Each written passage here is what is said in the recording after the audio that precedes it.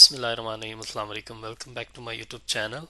And today we are going to start a new video series, and the topic is related to the ASP.NET Core. In that video series, we will be making a few videos around 4 and 5 video. So the playlist will be consisting on the 4 and 5 video, and in that 4 and 5 video we will be implementing the authentication and authorization in ASP.NET Core by using this concept ASP.NET Core Identity. So what is that ASP.NET Core Identity?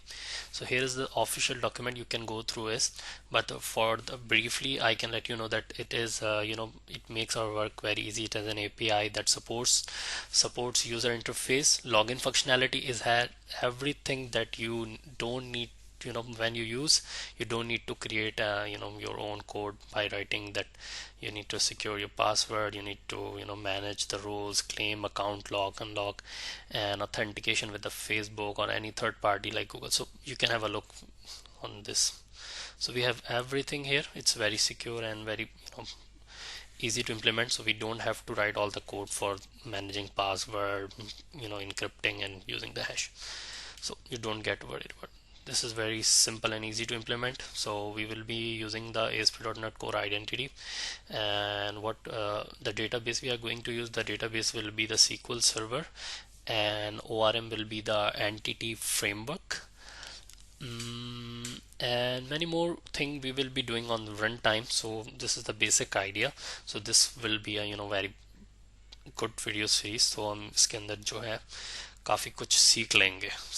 तो यार video को like ज़रूर कर दें. Please like this video because I'm not getting a good audience retention from your side, guys. तो please like करो video को.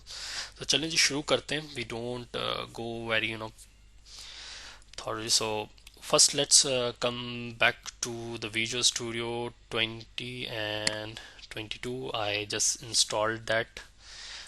और उसके बाद अब what we are going to, let's differentiate between the authentication and the authorization. So we all know that the authentication means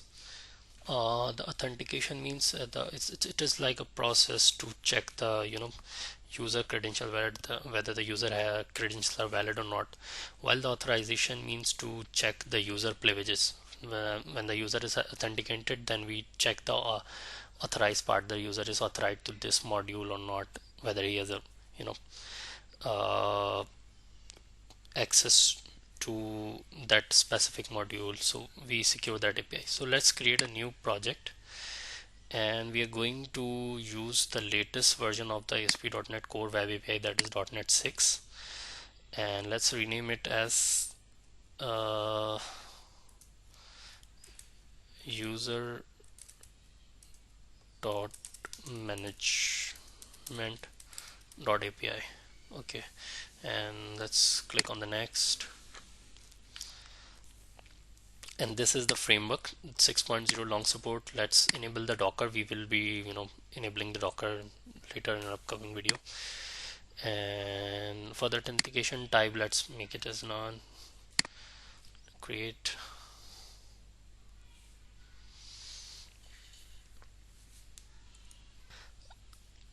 So the very first step after creating the project is to install these dependencies: Microsoft Entity Framework, SQL Server, Tools, ASP.NET Core Identity, Entity Framework Core, and this last one, authentication.jw2 So I'm going to install all these dependencies. You can just copy and go to the dependencies and go to the manage NuGet package. The easiest or the beginner way to add any dependency is this. You can just do that search Microsoft Entity SQL Server and install that. There is one. Let's make it as install.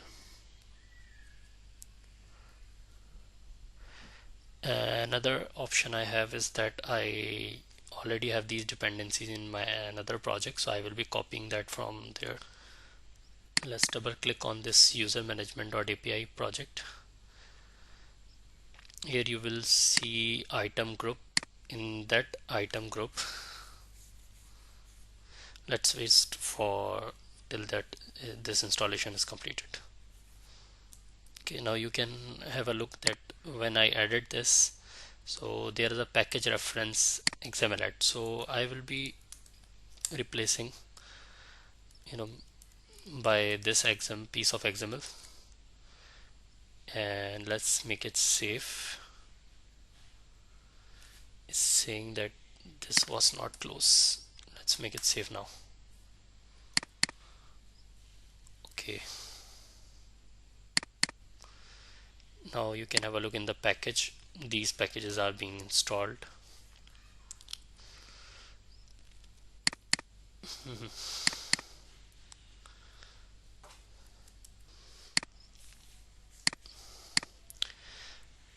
Okay, once we are done with this, okay, इसके बाद हम क्या करते हैं, let's rebuild the project first, और फिर हमें अपना एक मॉडल का फोल्डर ऐड करेंगे, and then we are going to add a model folder. Let's right click, add new folder. Let's rename this. Okay, build is in progress.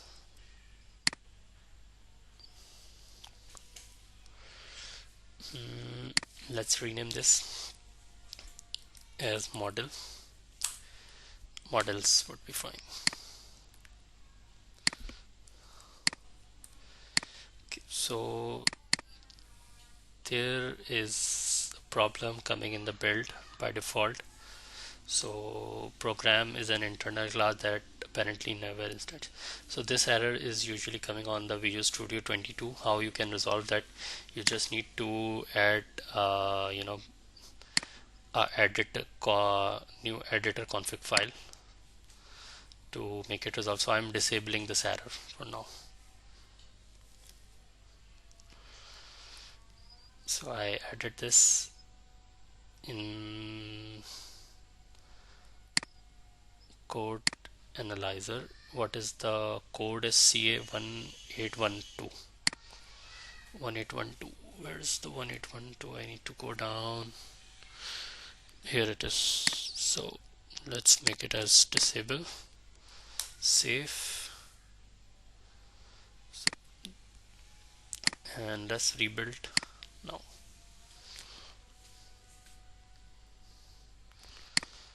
Error has gone. Okay, now add a new folder here. What is that?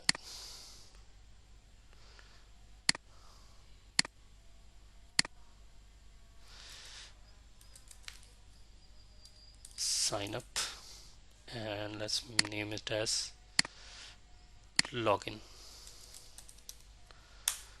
Okay, and add a class for the response message.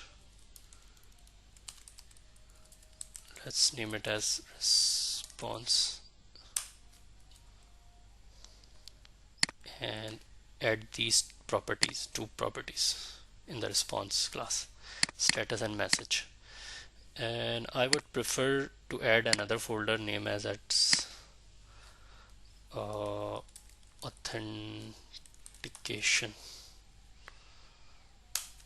and add both of these folder inside this. So that would make more sense. It's related to our authentication authorization part. Okay, now we will be adding the view models in the sign up and the login. We don't have to write any code for all the logics and everything to save or secure password and create user role. So let's add a register model class, register user. That's fine. And for now we are taking three parameters, three properties here, that is username, email, and password. And let's add the annotation using system component model dot annotation. It's fine now. Okay, and let's go to configure the middleware. So we don't have the startup class in .NET 6. So all we need to do, whatever we used to do in the startup class, we will be implementing here in the program.cs. Before that, we need to add the ORM entity framework. So let's configure for the connection string view server explorer. Add data connection, provide your connection here, SQL Server name, and add SQL Server authentication, provide your username and password, and just click on the test connection. You will get a connection string. So I will not be showing the connection string for the security purpose. I will be pasting right here, up right here. So let's make it now. So to create the database name as user management, and later you will have your user ID and password. Okay, now come back here in the model folder, add a new class and name it as application DB context. Let's inherit this class with the identity DB context, and this is present. Let's make the constructor. In the constructor we will be passing DB context option, which is present in the Microsoft Entity Framework core. And now the next step is to override on model creating. So we are not going to implement anything right now. Later we will be doing the data seed here. So for now, let's just ignore this and now come back to the program.cs for adding the middleware. Alright, so before this add service to container, let's add these things. First we will be adding the entity framework. Press control period. You will be getting the reference here and this configuration. Okay, let's control period here. This one, this part is for the authentication, default authentication scheme, default challenge scheme, and so all these related to the authentication configuration. And this is we are injecting the service, registering the service for identity user, and this is the DB context. Okay, still giving the error. Okay, let's add this configuration builder.configuration. Okay, we are good enough now. Let's open the tool package manager console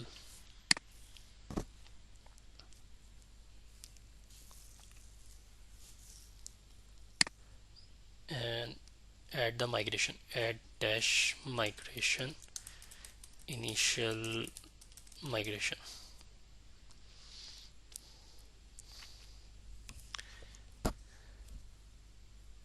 So the migration is successfully done. You can have a look that there is a folder created named migration, and we have a track history here that what we have done in the first migration. Okay, and now it's time to create the database in the SQL Server. Let's click on the update, write the command update dash database. So we are using the code first approach. A database will be created in the SQL Server database.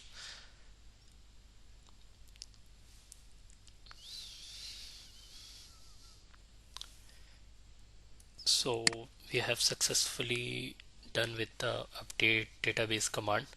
Let's flip to the Visual Studio, and here we will be writing our database user management. So this was the okay. All right, you can see this database has been created.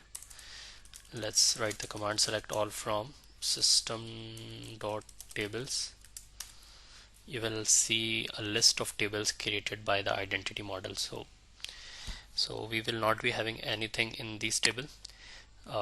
We have a table of the ASP.NET roles. For now, this video, let's just add a few roles in this table. So you can have a look that this table is currently empty. So we will not be adding the role through the SQL script. Let's use a feature of the entity framework that we call the data seeding. So we will be doing that in this video, and then we will finish this video and we will continue in the next one. So let's come back to where is the model. There it is, and add db context. So let's make a private method here, private. Right, so I created a private method that returns nothing, but it is doing what? It's adding a few roles like admin, user. So if I have another role, let's suppose if HR, so I will be doing by this. Let's add the comma, human resource. Let's name it as a normalized name remains same. Okay, and call this function here this dot seed roles and pass this builder object. Okay,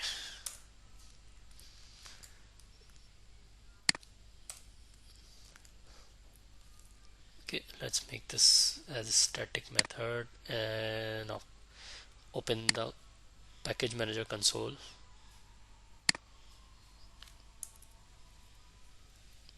Add new migration. This roles seeded.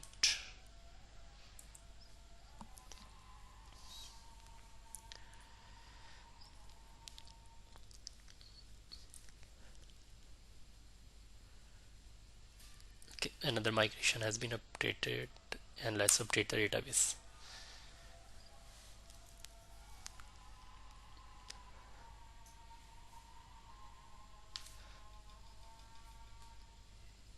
Okay, now let's check in the SQL Server that whether the roles has been created. Now you can have a look that these roles have been created. So we will be implementing the registration and login in our upcoming video. So if you like this video, please if this video helps you in building your concept, then please like, share and subscribe to my channel. See you in the next video. Take care. Allah Hafiz.